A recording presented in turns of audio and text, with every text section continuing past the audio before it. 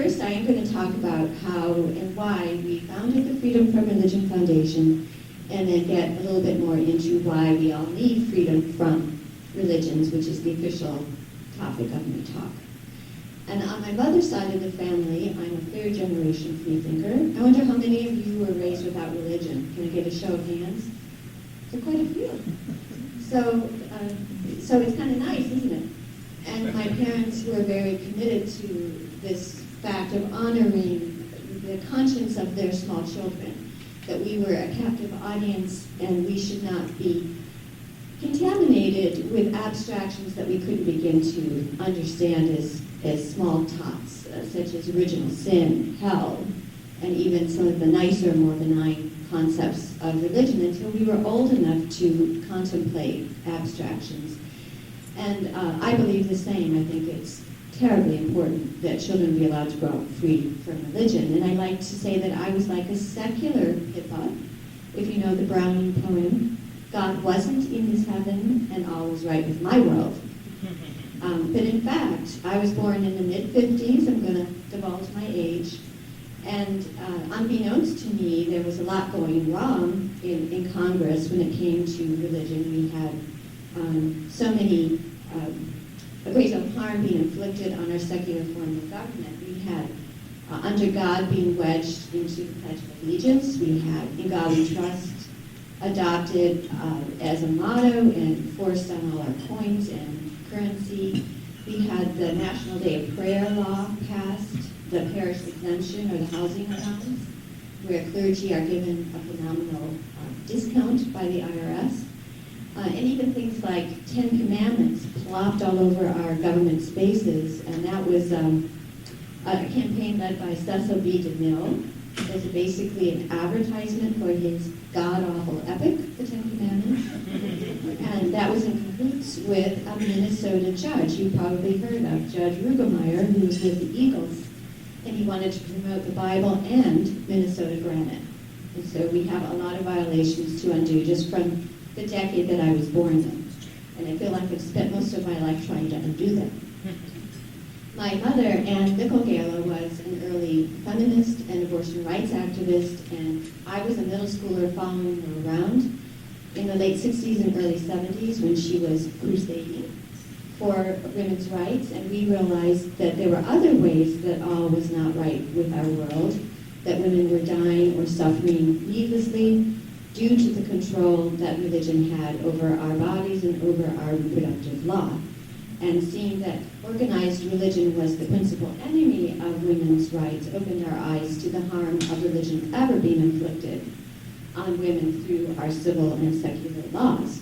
And so we realized it was time to restore some respect for the constitutional wall of separation between church and state, and for that entirely godless and secular constitution. And while it was abortion rights that happened to open our eyes, it could have been something else. It could have been creationism or gay rights or something like that. But in our case, we became persuaded that for women to be free, dogma should never be enshrined in our laws, and for society to be free, that was also necessary. And so as a 21-year-old college student in 1976, I joined my mother in co-founding the Freedom from Religion Foundation.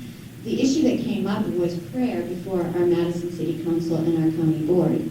And we thought if we went in there as a mother-daughter team only, that would seem a little weak, and that we should say we belong to a group. And we had been thinking a great deal about the concept of religious liberty, that there's no freedom from religion, that there's respect for freedom of religion, but in fact you need freedom from religion equally to have religious liberty. But this is also a principle in our establishment clause. So we thought, well, freedom from religion will add foundation, that's alliterative, that will sound powerful.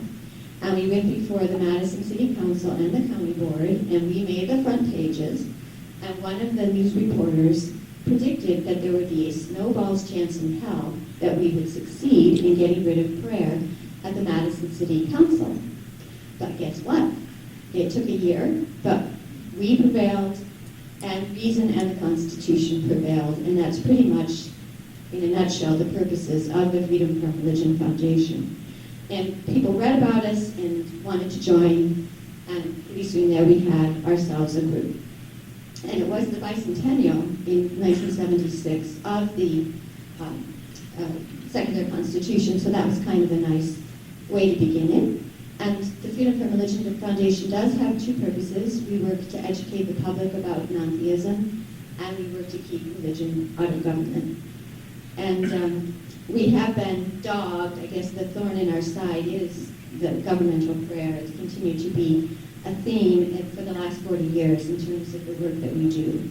And when it comes to our work, about half of the legal complaints that we deal with are religion in the public schools, where we can often fail because the law's on our side. But in terms of governmental prayer, it's gone from kind of out of the frying pan into the fire with the Supreme Court's decision 2 years ago in the Greece case. So you may have heard about the Freedom from Religion Foundation's contest, the Nothing Fails Like Prayer award that we give. We'll fly you to our convention so you can give a secular invocation. If you give a secular invocation to your county or to your city council, they allow that kind of prayer. So we're trying to fight fire with fire. And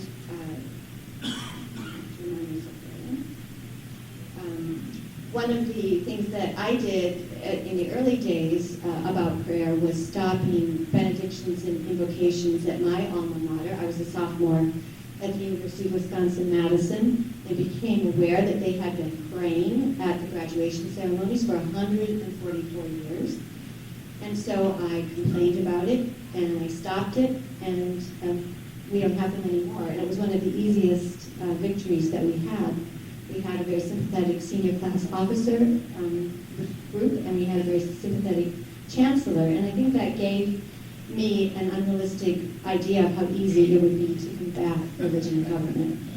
But there were similar victories like that, and in 1978 my mother was asked to go national with the Freedom from Religion Foundation, so there would be another voice for free thought nationally. And so to fast forward, it's gone from the original 2 of us to over 24,000 members in North America, from all volunteer to full-time staff of 21, plus part-timers and interns. And Dan Barker, who's with me, my husband, first joined FFRF in 1984, but we kind of consider him an honorary founder because when he became our public relations director, he really helped grow FFRF.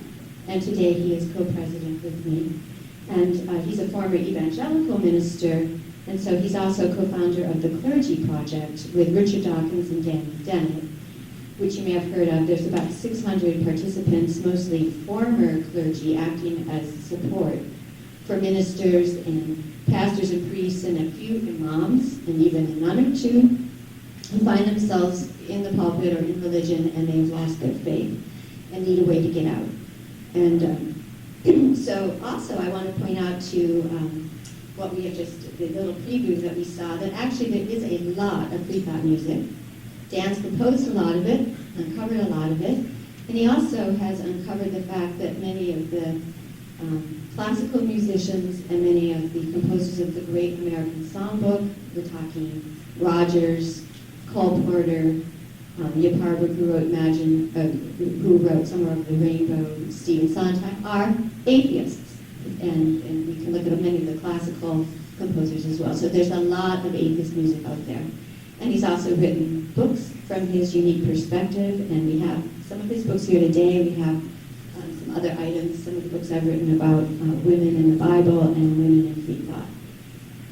Longtime members will know that my mother, Anne, died last year at 88 after a near lifetime of working for free thought and for feminism, and not only the Freedom from Religion Foundation, but the Women's Medical Fund carries on. And I wanted to briefly talk about the Women's Medical Fund because atheists do start charities, and that was the charity that was co-founded by my mother and also Professor Bob West, who's an atheist. And we have a mostly atheist board, and it's considered to be the longest-lived, continuously operating abortion rights charity in the nation. And it helps primarily women in Wisconsin. And we've helped about 25,000 women indigent women pay for abortions. And there should be no need for the Women's Medical Fund or similar organizations It's the cutoff of funding for abortions under the Congressional Hyde Amendment, named for Henry Hyde, a Catholic who believed that life begins at conception, therefore abortion is a sin, and the cutoff in 36 states, including Wisconsin. And by the way, the Women's Medical Fund, and I'm now co-administrator of it, and we take the calls every day, works with Dr. Mildred Hansen here in Duluth for women in northern Wisconsin who can't get down to Madison or Milwaukee. And it's a pure charity. The money all just goes to pay for abortions. It's all volunteer. And so that was a digression, but in the past 40 years, the Freedom from Religion Foundation has probably brought about 75 lawsuits. I meant to count them before I came here today, but it's close. Challenging religious privilege and state church entanglements. And we have 5 staff attorneys working for us today. We also have added 2 legal fellows, which are 2-year fellowships that are paid. And then we have a variety of interns. And this past summer, we've had 6 legal interns. And they try to end violations without our having to go to court, but when the circumstances merit it and we have the right set of plaintiffs, etc., we of course have to sue. And we also have a weekly radio show, Free Thought Radio, that's also a podcast, and our newspaper, Free Thought Today, and we have a bunch of copies over there if you haven't got yours. And the good news that I bring is that in the United States today, there have never been more of us, more freethinkers, more non-religious. Pew shows that almost 1 in 4 adult citizens considers themselves non-religious, is part of the nones, as in none of the above, and 1/3 of millennials are non-religious, and we hope that they'll stay that way. And so I like to say it's the best of times to be a freethinker. We have our I'm Secular Vote campaign that you might have read about, or I'm an Atheist and I Vote. We've done ads at the Democratic National Convention. We've done ads in D.C., and we have buttons that are there free for you, trying to point out to politicians that they should be wooing us. We have done surveys that show that 97% of our members are registered voters, and that's typically 77% of Americans are registered, so that's huge. And our membership seculars are voters and readers, and they're plugged in, and yet no politicians woo us. And why is that? And I'm sure you're aware that atheism and non-belief is still considered the kiss of death in politics, and it's not just by the religious right kinds of politicians, but we were reminded 2 weeks ago of our lowly status when that controversy erupted with the DNC, where it was revealed that some DNC officials had tried to atheist bait Bernie Sanders. And that was bad enough, and then Bernie Sanders went on national TV and said he wasn't an atheist, and it was outrageous to call him an atheist, instead of saying it's outrageous to atheist bait. And so that was kind of a pity. And so we do know that we are very low on the social totem pole when it comes to acceptance. And here in Minnesota, you have the University of Minnesota did a major study, a longitudinal study of attitudes toward outgroups. And they looked at, from the 1960s until 2006, they looked at social acceptance of gays, blacks, women, Muslims, Arabs, women are no group, and they found that everybody had made enormous strides in social acceptance except for one group. You want to guess what that group was? Atheists. We were the people that you would least like your children to marry. We were prostitutes. We're in prison. These absurd stereotypes. And I asked Penny Edgell, the researcher, how do people have these ridiculous stereotypes? And she said that's because many people have never knowingly met an atheist. They have met you, they just didn't know you were an atheist. And so that's when the Freedom from Religion Foundation started our OUT campaign. And so the I'm Secular and I Vote is kind of a continuation of that. That if it is safe for you to identify yourself as a non-believer, it's very helpful for the movement. It's what the gay movement did, and that's what we need to do. And I'm sure, speaking of elections, that you're aware that you're not really voting for the next president. You're really voting for the next Supreme Court justice, the replacement for Justice Scalia, and some other future replacements. And we have 5 remaining Catholics on the U.S. Supreme Court, and 4 of them are ultra-right-wing and vote as bloc. So it has been the best of times to be a freethinker in terms of the movement, but one of the worst of times to be in the courts. And so I'm very hopeful that we will see some respect for the Establishment Clause in the upcoming new Supreme Court. It's a very important chance to change the law. FFRF typically has about 10 lawsuits ongoing, and this year, I think we've got about 15, because in this year alone, we've already filed 8 new lawsuits, and we've already won 2 of them. And one of those was Brewster County, Texas, where the sheriff decided to put Christian crosses on the back of his law enforcement vehicles, sending quite a chilling message of theocracy. You can imagine if you were a non-believer with a bumper sticker, how you'd feel. And he vowed that he would never back down, and the governor of Texas, Abbott, vowed that he would never be told he had to remove those. But guess what? They capitulated, and they're down. And actually, they were taken down about 10 days after we filed our lawsuit. And then we also filed and won a case in California, Antelope Valley School District, where they were publicizing student essay or scholarship opportunities for high schoolers, for religious high schoolers, but they denied us the right to publicize our high school competition. We have 4 competitions for students. It's one of the most important things we do.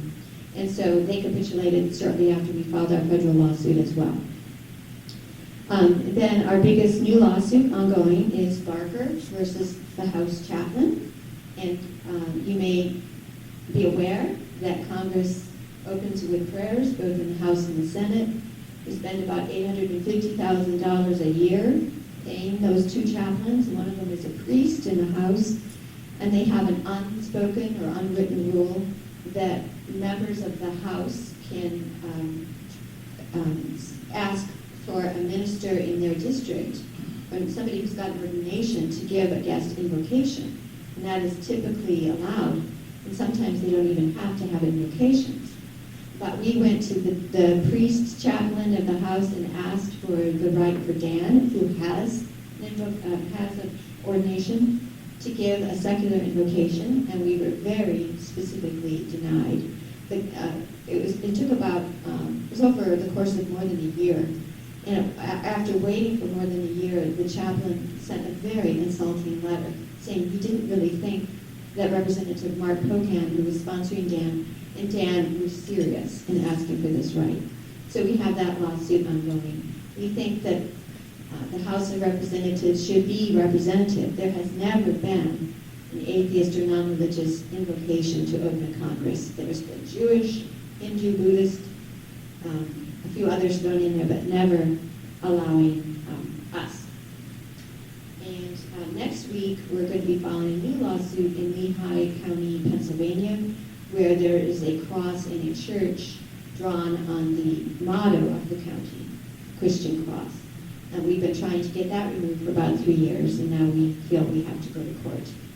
And so then we have many other actions since we work to promote free thought, and we just completed FFRF's first public works project with about 256 donors, including from Canada and Puerto Rico. The Freedom from Religion Foundation raised all the funds to restore a statue to Robert Green Ingersoll in Peoria. And Peoria, Illinois, is where the most famous 19th century infidel and orator got his start and made his name. Robert Ingersoll lived for about 20 years in Peoria, and the only public statue to him is in Glen Oak Park in Peoria, and it came to our attention that it was in terrible disrepair. It was put up in 1911, and when they put this statue up, he died in 1899, and he was so well-known and beloved that 6,000 people attended the dedication for that ceremony. The New York Times was there. It was huge. I don't think we're going to have that many people for the dedication of the restoration of the statue, but that's going to take place this week, Thursday, on his birthday, August 11th. And we're going to be holding a dinner party before that. So I'm really looking forward to seeing it. It looks beautiful. And of course, Ingersoll said all religions are inconsistent with mental freedom. One world at a time, he advised, and he said that hands that help are better far than lips that pray. We also have given $50,000 for a new statue to be put up in Ray County, Tennessee, which is the home of the Scopes trial, Dayton, Tennessee. Several years ago, they put up a statue of William Jennings Bryan on one side of the courthouse where they held the Scopes trial. Nothing for Clarence Darrow, so that's going to be a private enterprise, and we've already, as I said, given $50,000, and that's an ongoing project. And we also just finished an expansion of our own building because we didn't have space for all our staff, and that was with so many generous donors around the country. And we have an auditorium and a library. We have a replica of Mr. Darwin made out of silicone that's completely lifelike. And it's a photo op if you ever come to visit, and we have lots of other little things there, so please do come and visit us. But since we've gotten that taken care of, we feel that we were able to do things we didn't have the wherewithal to do in the past. And one of them is to branch out and create an entity called Non-Belief Relief. And over the years, there's been quite a debate in the Free Thought movement. There have been members of our group who said, we non-theists should give to charity as a group because we have such a bad reputation, because we don't get any credit for our charity, whereas there's an infrastructure with churches where they're always been given credit even when taxpayers get the bill. And we've always said, well, FFRF has two very strict purposes. But so we became aware that if we started our own charity, and it's a different entity, it's going to have its own tax exemption called Non-Belief Relief, that we could kill two birds with one stone. We could be very helpful in a world that needs a great deal of help. And we could also challenge the IRS clergy prerogatives and privileges which say that churches and church-related charities are exempt from filing the Form 990 tax return that the rest of us have to file, which is very onerous. It costs FFRF $1,400 alone in CPA funds. It's like 33 pages.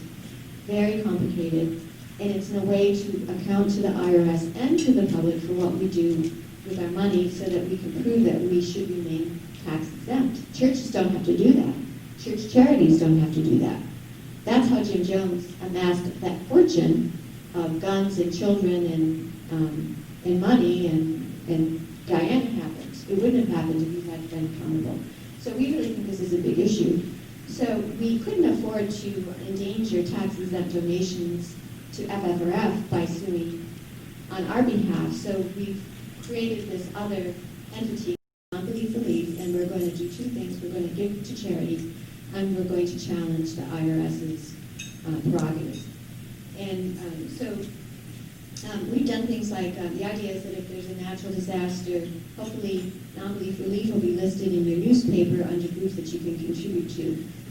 We've given $10,000 to the Human Compassion Fund for the victims of Orlando, where the money goes just to the families and survivors of the shooting directly. We've given scholarships to Camp Quest, projects for the homeless, quite a bit of money to the UN World Food Program in the name of non-believers in Syria and Sudan, for example. But we also have a special provision there that Non-Belief Relief is looking at helping individuals around the world who are targeted for their non-belief, for blasphemy, apostasy, whose lives are endangered. And this is happening increasingly, and we've been concentrating on the Bangladeshi bloggers, where you may know there's been about 60 of them put to death in the last 5 years, and in the last year or so it's been about 8. And the modus operandi is to go up to a known atheist on the streets with 3 men with machetes from behind, and they slashed them to death. And one of them was Abhijit Roy, who's an American citizen but born in Bangladesh, and he was there a year ago in February with his wife, Rafida Bonia Ahmed, and they were at a book fair, and he has been agitating against theocracy, and they attacked him and killed him on the streets, and they attacked Bona, and somehow she lived. And I met her, and she had me feel the back of her skull, and you can feel the machete marks. Then she lost her thumb. And she's kind of continuing her husband's work, and she's going to be speaking at the Freedom from Religion Foundation's convention in Pittsburgh on the weekend of October 7th and 8th, by the way. Lawrence Krauss, and joining Jerry Coyne and Susan Jacoby and a bunch of activists. But she's going to talk about the situation there and what happened to her and her husband. And it's very chilling. And so we're working with a loose network, Center for Inquiry and the Freedom House and people in Ireland, and we vet the bloggers very carefully to make sure that they're genuine, the people that are known, and we help them get out. And Non-Belief Relief has helped about 10 bloggers, and most recently it was a family, a man who was at the top of the list, and he was a professional man, his wife's professional, they have 2 children, and they had to get out so quickly that they were sent to Nepal. Bona helped arrange to send them to Nepal, and they were living in great privation. They had a permit for a year to stay there. Water, it took a mile to walk to water. They had electricity for 3 hours a day. They almost lost one of their children because there wasn't health care. And then their permit ended and they were going to get fined, and so we helped fly them to Sri Lanka, where they can be there for 24 months and hopefully make some inroads. But nobody wants the Bangladesh bloggers, and it's very hard for them to get permanent visas. And so it's a real dilemma, and we think this is going to be happening more and more, not just in Bangladesh, but in other countries, other Islamist countries, and where people are being executed and persecuted or jailed simply for espousing what 75 million of us around the world believe, that there is no God. And so we think that's very important. And then that leads me to my final story. It's not quite as dramatic, but it still shows, we think, why there should be no entanglement between religion and government. And I want to talk about this lawsuit that we won last year in Georgia. It concerned a family that was living in the heart of the Bible Belt in Swainsboro, Georgia, which has a population of about 7,600. It's about 75 miles from Atlanta. I never heard of it, but they bill themselves as one of Georgia's most charming cities. But they had a very uncharming habit of inflicting prayer on children on a daily basis in their public schools. And we sued in a public school district named Emmanuel County, and you may know that was very appropriate for prayer because Emmanuel means God with us. And this was a very godly community. And in August of 2014, a little child named Jamie, and this, I'm going to use pseudonyms, we still are protecting their identity, started kindergarten at Swainsboro Primary School, and every day before lunch, Jamie's teacher asked Jamie and the other 5-year-olds to fold their hands and pray, and she led the class in a call and response prayer, God our Father, we give thanks for our many blessings, Amen. Meanwhile, Jamie's first grade sibling, Jessie, was also subjected all semester long to pressure to pray. And in Jessie's first grade class, the teacher led Jessie and the other students in a daily prayer, and their prayer was, God is great, God is good, thank you for our food, thank you for our daily prayer, thank you, Amen.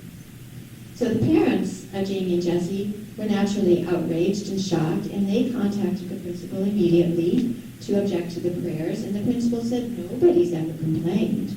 And instead of stopping the prayer, instead the teachers sent these 2 small children out of their classroom into the hallway during every prayer, every day. And naturally, this turned them into social pariahs. Jessie, the first grader, reported that the teacher had used her mean voice when instructing Jessie to wait in the hall. Jamie's teacher announced to the entire class that Jamie wasn't allowed to pray to God. And that resulted in Jamie, the kindergartner, being teased. The teacher also announced that Jessie, the first grader, wouldn't be reciting the Pledge of Allegiance because it contained the words under God, even though their parents had not complained about the pledge. They were doing one thing at a time. And so, of course, this led to further ostracism. So the parents contacted us, and we wrote a very good letter. The law is completely with us. There's more than half a century of firm Supreme Court precedent against devotions and proselytizing in public schools, but the school ignored us. And by the end of the first semester, the parents ended up withdrawing the kindergartner from kindergarten because he was so traumatized. And this was a real burden for the mother. She had 3 smaller children at home. And meanwhile, the first grader was getting escalating pressure. The first grader had a science teacher encouraging Jessie to make a good decision regarding prayer in the classroom. The physical education teacher asked her to begin praying. The teacher held Jessie back from recess, her classroom teacher, to talk about the teacher's personal views about God, saying that God loved Jessie and God made the world, and indicating that Jessie's mother was a bad person for not believing in God. So after 4.5 months of unrelenting pressure, Jessie gave in and began participating in classroom prayers, which is very sad, isn't it? And it's at that point that we and the family sued. And it should not have been necessary for us to sue over such an obvious violation. But that lawsuit was the only way to protect the freedom of conscience of these young children and to get the school to toe the line. And they did almost immediately capitulate after our lawsuit. They let the 2 lead teachers go quietly, but the children and their parents suffered, and they actually moved across, understandably, they moved across the country after the lawsuit was over. They couldn't stay in that town. So there are unfortunately chronic violations in schools throughout not just the South, but the nation, and we have a sort of similar situation in Indiana. There's a half-century violation where they make the kids enact the nativity. These are middle school and high schoolers in the chorus and the band, enact the nativity during the annual Christmas Spectacular concert. It takes 20 minutes for them to enact the nativity while a teacher reads from 3 different passages of the New Testament. And they couldn't stop when we wrote our letter. And so we have an ongoing lawsuit. And there, the whole town is speculating on Facebook and Twitter and in the halls of the school, who is the family? We know who you are. The mother's been followed home from work. She works at a religious school. The dad, somebody stood up during a concert and pointed out to him and said he's the father. The son has been picked on, but they've remained anonymous. We haven't divulged who they are. But our attorney, one of our staff attorneys, got a death threat both for himself and for the family, which named the family and was posted near the Indiana town, and said that when they least expected it, they were all going to be killed, our attorney and the family, and end up in the Indiana River in that town. So that was pretty frightening, and it was really very gratifying that after this death threat was publicized, 2 other families joined our lawsuit so that they would have some company. And we do expect to win, but we do expect it's going to be a fight. They're not capitulating. So we know that religion in public schools creates walls between children. It accentuates differences that the children never knew about.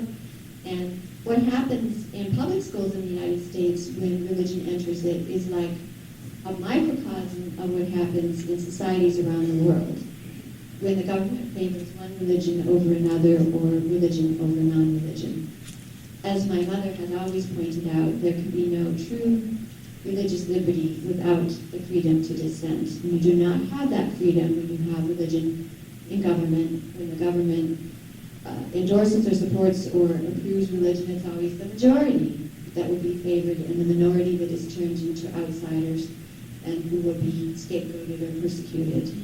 So the answer is to disestablish religion from government, to place all of us, whether we're religious or non-religious, majority or minority, on equal footing, and leaving the business of religion entirely out of government. And I know that I am preaching to the deconverted. We at FFRF receive a steady supply of hate emails and crank mail, most of it demanding that we go live someplace else. If we complain about Christianity in our government, we're usually told to go to some Islamist nation. So these haters not only have terrible grammar and spelling, but a terrible grasp of logic. They just don't get it. You know, they think if we complain about Christian intrusions in our government, that means we embrace Sharia or Sharia.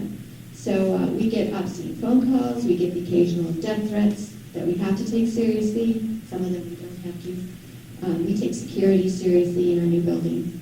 And what's interesting to me is that threats almost always come not because of our atheist espousal or free thought espousal, but because of our work to keep religion out of government. And I think that's kind of chilling. And as we've noted, there's been this unprecedented attack of non-theism worldwide. Charlie Hebdo, the Copenhagen attack, Paris, Nice, Orlando, Baghdad, just piling up, the Istanbul airports, bloggers in Bangladesh, as I mentioned, and they're also going after gays there now. There are these 13 nations where you can technically be put to death for espousing atheism. And of course, these random terrorist attacks put all of us theoretically at risk now. So religion always makes conflict worse. Just as it creates walls between school children, it creates walls between people within nations and between nations. When people are indoctrinated to believe in a God, the most powerful weapon or pronouncement is, God is on our side, not yours. God tells me women are inferior and must submit. God tells me if you don't believe exactly as I do and do exactly as I say, you deserve to be punished in this world and eternally. So I think the number one sin of religion is placing dogma above humanity, and when that happens, watch out. Hell doesn't exist, but that doesn't mean that some religionists are not doing their best to turn our world into one. And it's such a pity when we could have a paradise here on earth. And I like to say that the only afterlife that should concern any of us is leaving a world that is secure for our descendants. A pleasant world, I hope. As Ruth Green said, and she wrote the Born Again Skeptic's Guide to the Bible, freedom depends on freethinkers. So I'd like to conclude with a few thoughts about how you can make a difference. You probably are already making a difference, and these are minor things, but they work. First, come out of the closet if you can. As pointed out in that research by Penny Edgell, many Americans have never knowingly met a non-believer. And second, never let a religious lie or myth, disinformation, such as that this is a Christian nation, or that there's a God in our Constitution, or that George Washington prayed at Valley Forge, never let those myths or lies go uncorrected. Those letters to the editor are really very important. And third, make a fuss if you encounter a violation, a separation between religion and government, and the Freedom from Religion Foundation would be very glad to back you up and try to end that violation. And so I'd like to just conclude in honor of Robert Ingersoll's upcoming birthday. I'd like to quote some lines from his poem, The Declaration of the Free. The hands that help are better far than lips that pray.